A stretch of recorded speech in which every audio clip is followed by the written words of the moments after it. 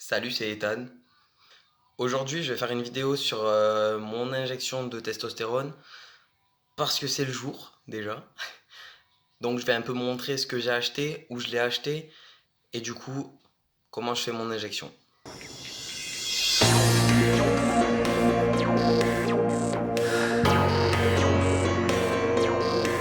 Donc, alors, ça, c'est les aiguilles pour piquer. Donc, j'ai acheté au début de ma transition, donc il y a 2 ans. Et il me reste encore pas mal. Je sais pas combien il y en a dedans. Il y en a 100. Donc, bon, les cartons, ils sont un peu prix cher. Ça, c'est les aiguilles roses. Donc, pour prendre le produit. Là, c'est toutes mes seringues. Pareil, il y en avait 100 ou 200, je crois. Là, pour désinfecter avant l'injection. Pareil, je l'ai acheté il y a 2 ans. Il y en a 100. Il m'en reste encore pas mal. Et les petits pansements, parce que des fois ça saigne. Je pique bien, je fais bien le retour de machin et tout, mais des fois ça saigne quand même. Donc voilà. De base j'avais le désinfectant à main là. Je ne l'ai pas. Il est resté chez mon père. Ça fait 1 an et demi que je suis avec ma copine presque, donc voilà. Je me lave bien les mains et ça fait l'affaire. Qu'est-ce que j'avais que j'ai plus La boîte jaune d'ailleurs, il faut que j'aille en récupérer une. Parce que j'ai mes seringues, j'ai mes aiguilles qui s'entassent. Voilà. Sans oublier du coup la testostérone. Du coup, je vais faire tout ça. Donc, ce que mon infirmière m'avait dit. On l'a fait rouler entre les mains, on la réchauffe. Tu fais ça pendant un petit moment, tu vois. Au début, j'avoue, je le faisais plus longtemps, maintenant ça me gave. Donc je le fais un petit peu, et quand je sens que ça chauffe, j'arrête. Enfin voilà, t'as compris. Ensuite, vu qu'en frottant, il y a du produit qui est remonté, il faut... Je vais le refaire rouler, c'est le gars qui n'a pas compris. Il faut taper comme ça, pour faire redescendre tout le produit. J'ai eu de la chance ce coup-ci, c'est vite descendu. Voilà, donc... Je tiens à préciser que quand j'ai pris la boîte de testostérone, je suis allé me laver les mains au passage. Donc, on prend une seringue, une seringue. On prend une aiguille verte. On prend une aiguille rose. Ce qu'on fait, c'est qu'on les ouvre un peu. On les pose. Comme ça, c'est plus simple après.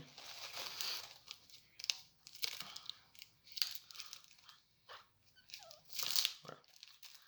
Donc tout est ouvert. Maintenant, avant je prenais un papier pour casser, mais bon, maintenant j'ai plus peur. Donc on casse l'ampoule. On prend la seringue, l'aiguille rose. On met tout ça.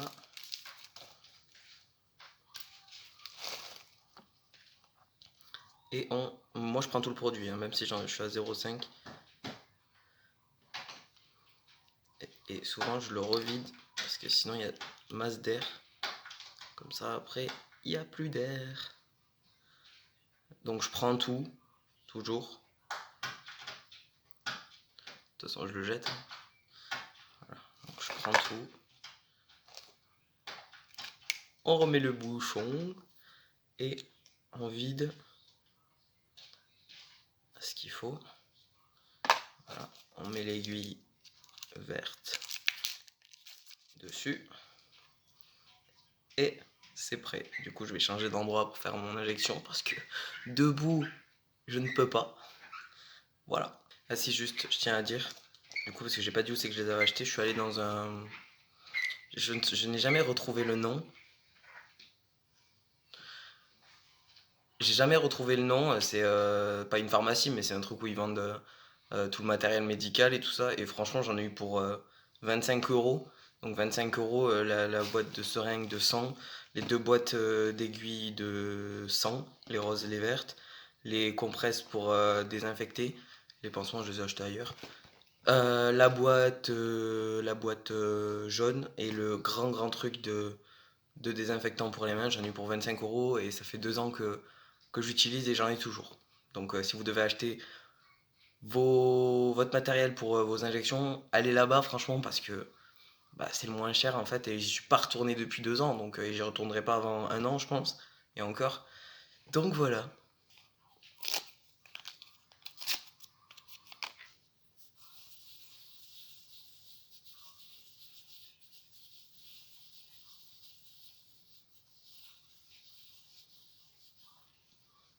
Donc voilà, j'ai bien désinfecté. Maintenant,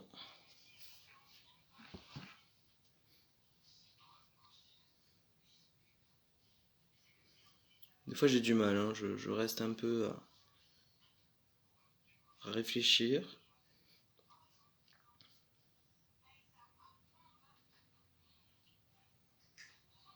Et voilà.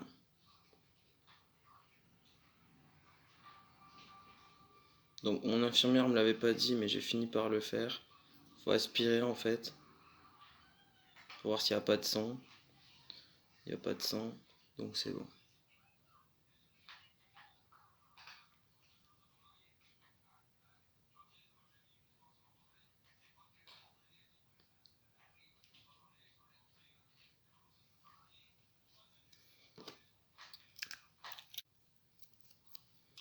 Donc ça saigne un petit peu, généralement.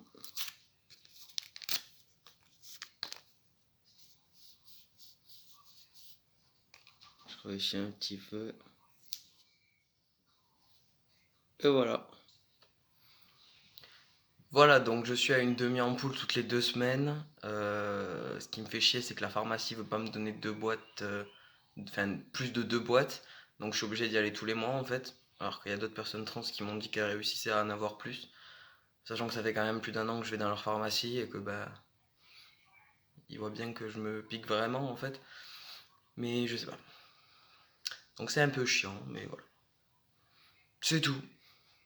Salut!